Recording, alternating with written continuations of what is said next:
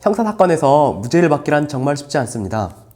최근 5년간 검사가 기소한 형사재판에서 무죄가 선고된 사건은 전체 사건 대비 0.9%밖에 되지 않습니다. 그게 중대재해와 관련한 건설 형사사건이라면 무죄율은 훨씬 더 낮습니다.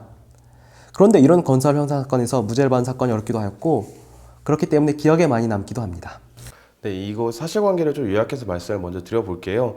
이 건설 현장에서 근로자가 추락해서 사망한 사건인데요. 당시 그 검사는 그 시공사, 그러니까 건설사와 현장 관리 감독자가 안전장치를 제대로 해놓지 않았기 때문에, 그렇기 때문에 이 노동자, 근로자분께서 그 추락해 사망한 것이다라는 이유로 산업안전기본법과 업무상 과실치사의 점으로 기소를 했던 것이거든요. 근데 제가 이 사건을 담당하면서 보다 보니까 아무리 봐도 이거는 건설사의 안전조치 그리고 현장 안전관리감독자의 보호 의무 위반과는 전혀 상관없는 사망인 것처럼 보이는 거예요. 그래서 사실 제가 이제 그 현장을 직접 방문을 했습니다. 그래서 당시 이 근로자가 추락한 그 부분과 그때 당시 어떤 관계였냐면, 이 착공 중인 건물의 외벽에 설치되어 있는 그 엘리베이터 호이스트라고 하는데, 그 호이스트와 건물 외벽 사이로 근로자가 추락을 했다라고 주장이 되었던 부분이거든요.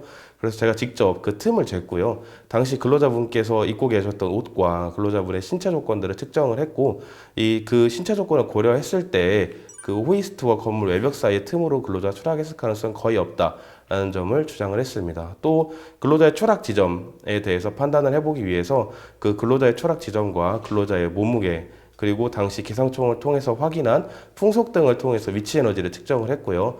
그 외벽과 그 호이스트 사이로 추락을 했다면 그 근로자가 발견된 지점까지 근로자가 거기 날아갔을 가능성은 없다라고 보였어요. 그래서 이 부분들을 주장을 하면서 법원에 저희가 이거는 오히려 그 외벽과 건물 사이에 근로자 추락한 게 아니라 근로자가 그 호이스트의 반대편 문을 열고 추락을 했거나 조심스럽지만 타살의 가능성도 있다라는 점을 지적을 했습니다. 법원은 이 점을 조금 유의 있게 들었고, 그래서 국가수에 감정까지 의뢰를 했는데요.